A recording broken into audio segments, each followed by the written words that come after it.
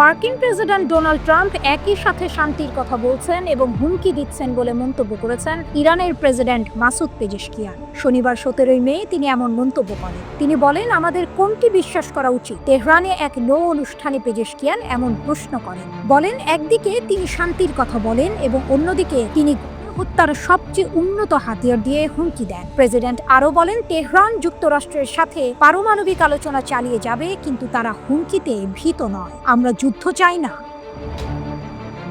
এর আগে শুক্রবার ট্রাম্প বলেন, ইরানের কাছে তার পারমাণবিক কর্মসূচি নিয়ে যুক্তরাষ্ট্রের দেয়া প্রস্তাব রয়েছে এবং তারা জানে কয়েক দশক ধরে চলমান বিরোধ সমাধানের জন্য এ বিষয়ে দ্রুত পদক্ষেপ নেওয়া দরকার। শুক্রবার সংযুক্ত আরব আমিরাত ত্যাগ করার পর এয়ারফোর্স ওয়ানে সাংবাদিকদের ট্রাম্প বলেন, আরও গুরুত্বপূর্ণ বিষয় হলো তারা জানে যে তাদের দ্রুত পদক্ষেপ নিতে হবে, না হলে খারাপ কিছু ঘটতে চলেছে।